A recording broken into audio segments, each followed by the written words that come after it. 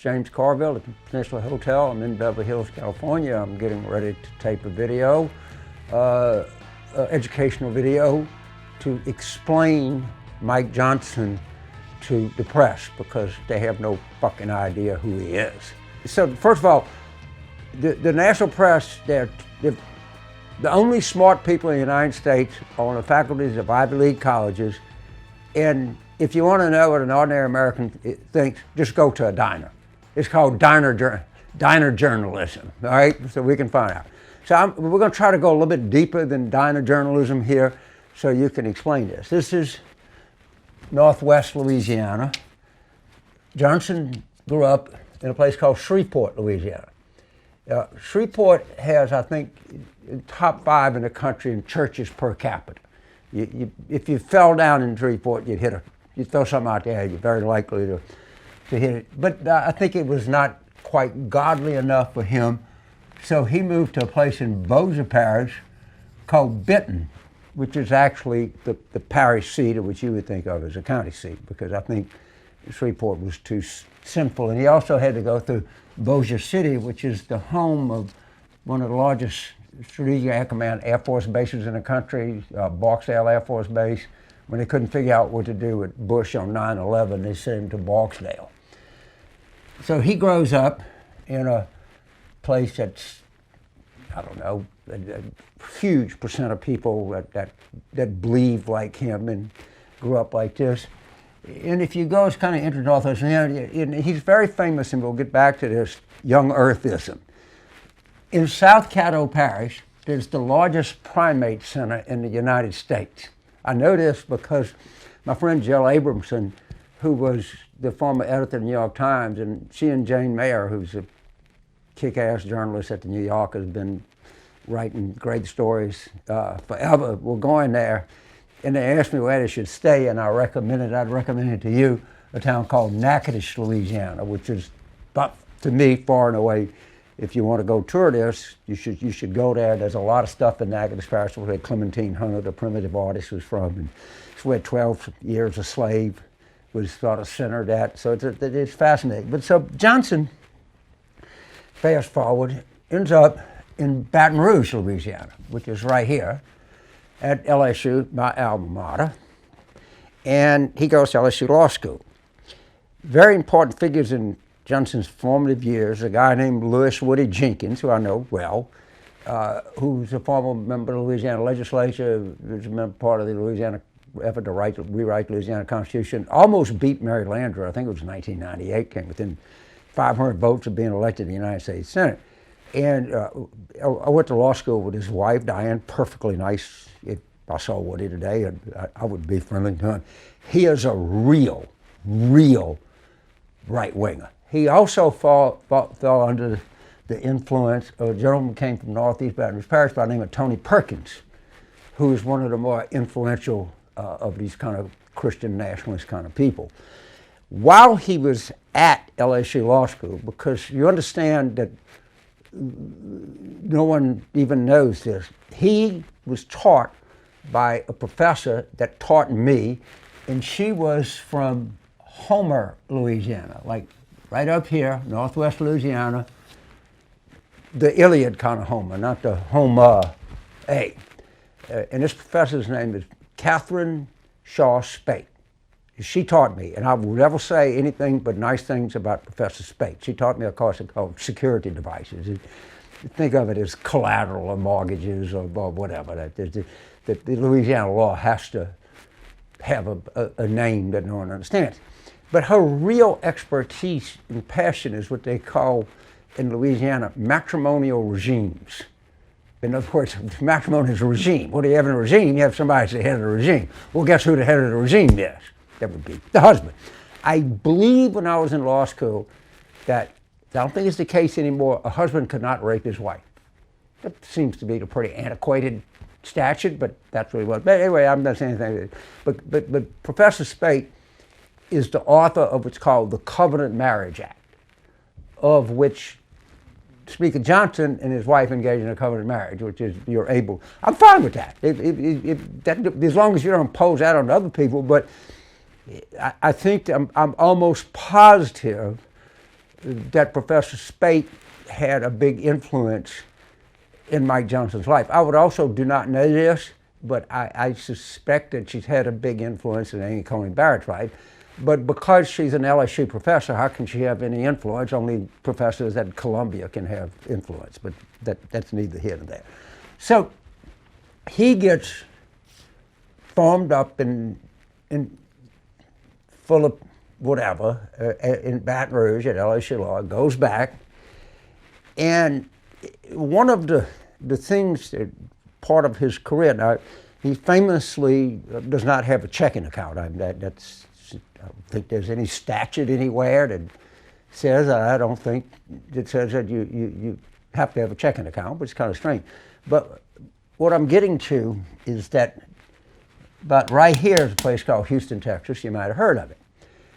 And there is land, the most influential, maybe most influential person in modern Southern Baptist evangelical service is a gentleman called Paul Pressler.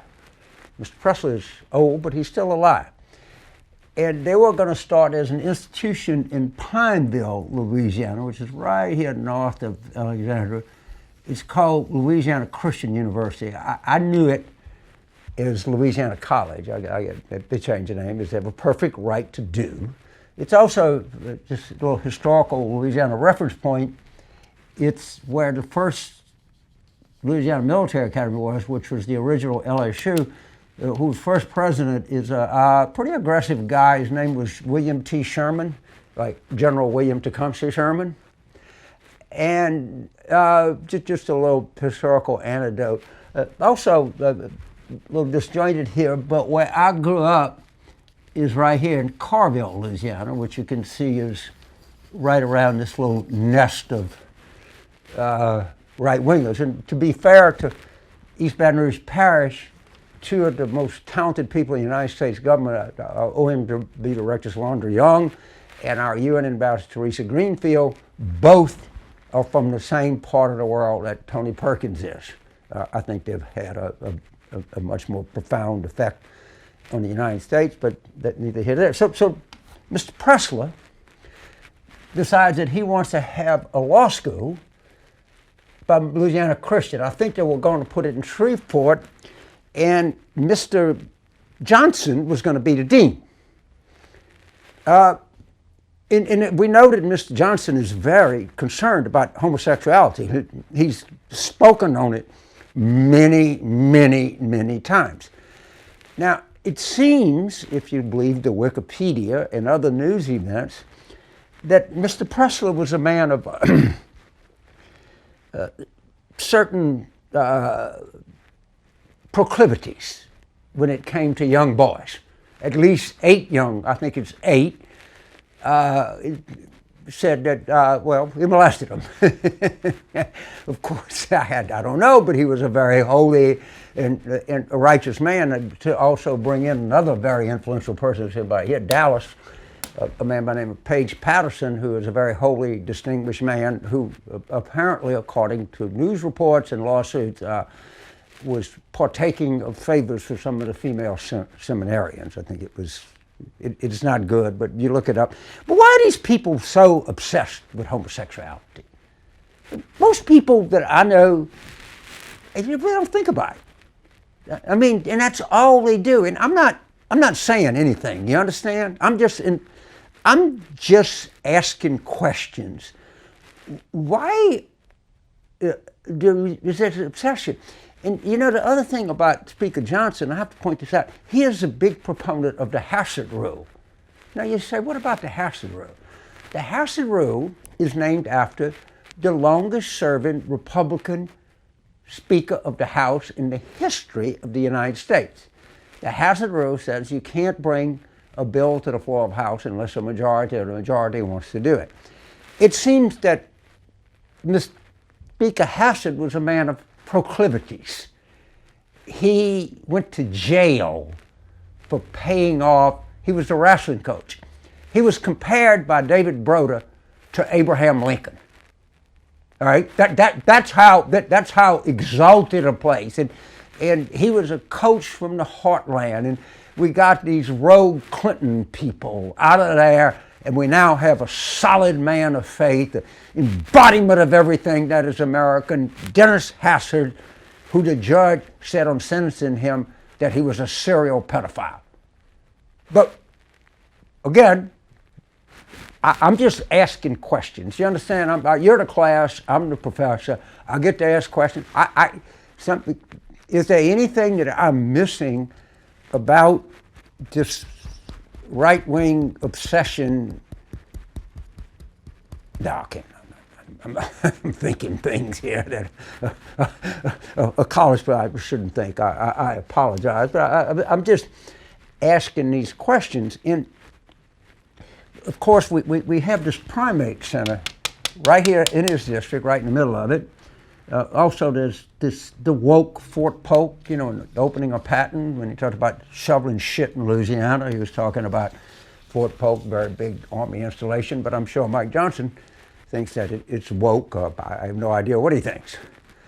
My favorite thing about these people, they're all what's known as young earthers. They believe that men and dinosaurs walk together. I don't think that's the case, but that's what they believe. So they're big young earthers. This is 6,000. He was so big, he represented them. He was their client. He was their lawyer. He was totally bought into it. But he's also a big fossil fuel man. Fossil fuel is almost a religion. Well, wait a minute. Now, maybe we have some people that are watching this that have some experience in geology, which I don't. But I don't think young earthism and fossil fuels are compatible. I just don't. Limited knowledge I may have. I'm certainly not a petroleum engineer or a geologist, but it does seem to me to be slightly, something's off here. There's something really off about this whole operation. And I think as Americans, we owe it to ourselves to think about this. And the one more thing is, he says he doesn't like democracy. They want to establish a theocracy in the United States. They want Paul Pressler to run your life. I don't, and I don't think you do. So we're going to keep having our little lectures here, and we're not going to ask people in a diner what they think. We're going to go a little bit deeper than that, and not this superficial crap that you get. And we'll continue this lecture series as we go forward on different topics. But I hope that you've enjoyed a little foray through Louisiana and the influences on Speaker Johnson's life. I also found it interesting. There's a thing called covenant. Covenant's a big word. Covenant marriage. I don't know, maybe you go to whole year, right? You the word covenant. Well, there's something called covenant eyes, where you can allow to be spied on your computer habits and reported. And there are two things that, if you took Mike Johnson's totally core beliefs, easy in the top 5, or two things. One is young earthism. Right? Young earthism says the theory of evolution is crazy, and the earth is 6,000 years old, and men walk with dinosaurs, and God breathed life into man, and Adam came from, I don't know, Eve came from Adam's rib or some shit like that. It's too insane to even think of. So while I got you here, before I close class, I'll just give you a little more of Louisiana. You look at this map and you see this is kind of white and this is kind of tan. What that is that is the boundaries of what we know of is the Anglo-Saxon French triangle. So if you look at it right here, and then you do that, you kind of end up with a triangle. My mother was from right here in the Balls, which is the northern outpost of the Anglo-Saxon French Triangle of Voiles. But I grew up here in what's called the river parishes, both solidly within the confines of the Anglo-Saxon French Triangle. And there's a lot of interesting things to do. New Orleans being right here, pretty evident. You may, if you get some chances, it's some of like the best, if anybody likes fishing, it's probably the best high quality seafood in the world. I would get there fast because a lot of it's not going to be there much longer. Of course, there's no such thing as climate change.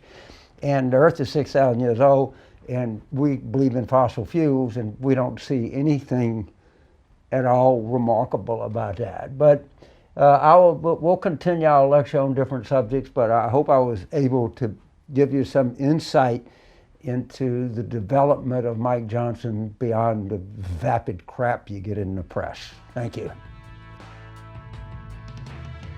Hey, talking about the VAP here, you know, obviously Natchitoches is a place that I would highly recommend someone going. Just not in Louisiana, but Natchez, Mississippi is an old antebellum place that's, you know, fairly well preserved. Ruston's a nice town, North Louisiana. Louisiana Tech is there. I love it because it's like the best peaches in the world. Then one of my favorite place names in Louisiana is Tallulah, Louisiana. Put a nice place name, and then you, of course, right here is Vicksburg, a famous battle. If you go down, you know, in South Louisiana, this is, you know, pretty much all country, a lot of trappers, fishermen, things like that. Where I grew up, a lot of sugar cane was the main crop.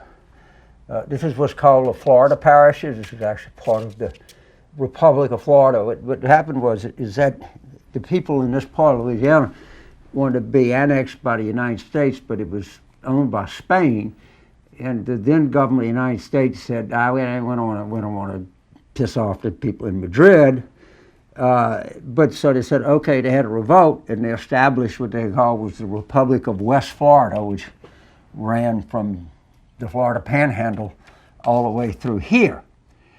And so they formed the Republic of West Florida, then they went to the United States and asked to be annexed. And they said, well, we don't have to piss people in Spain off anymore because you're your own republic.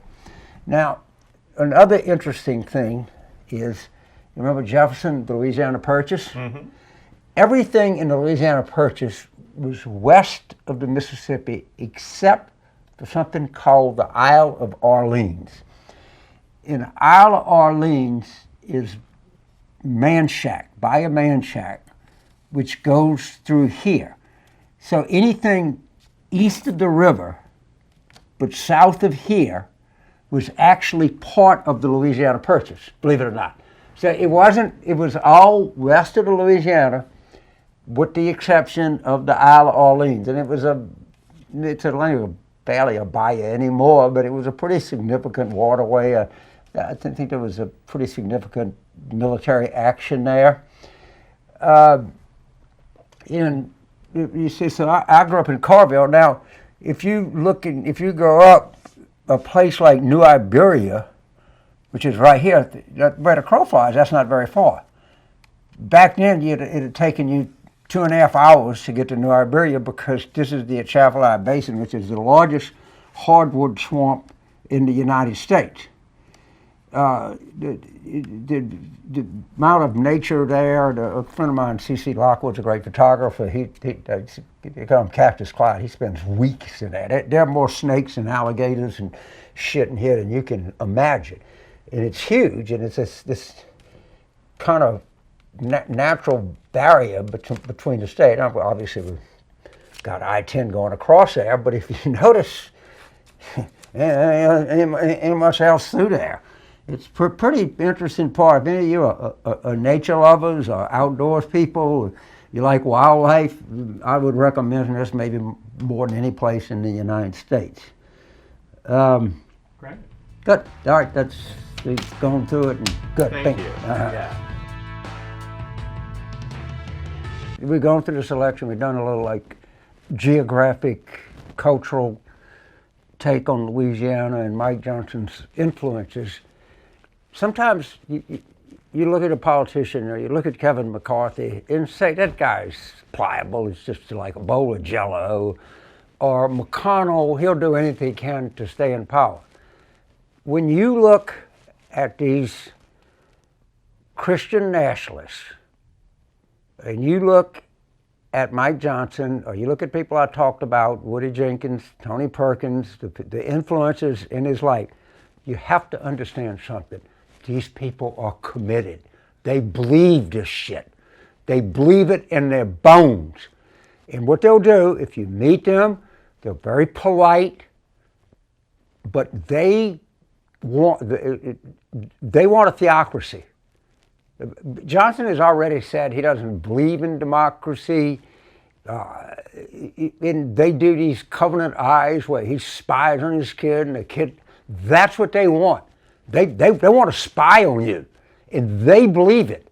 They really do. And it is a mistake to look at them and think that they're just phony baloney, full of shit, say anything politicians. No. They're committed to this, and they think they're right, and to take them as anything else is a giant mistake. And so that's the purpose of this lecture. This guy was formed into being what he is, and he is an avowed anti-democratic theocrat. And if you want to know what they think, and they're all evangelicals, let me refer you to a document, I think it was from the 1870s, put out by the Catholic Church called the Syllabus of Errors, which might be the most profoundly stupid document in the last 200 years, and they believe what you will read in the Syllabus of Errors. They may not be papist, but they think democracy is a sign of weakness. They think that theocracy is the way we should go, and we should be run by these people, and they're very upfront about it. And the biggest mistake that you can make is think that they're full of shit, because they don't think they are.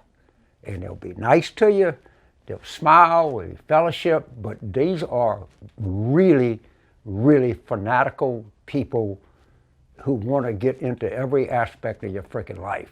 Trust me, I'm right.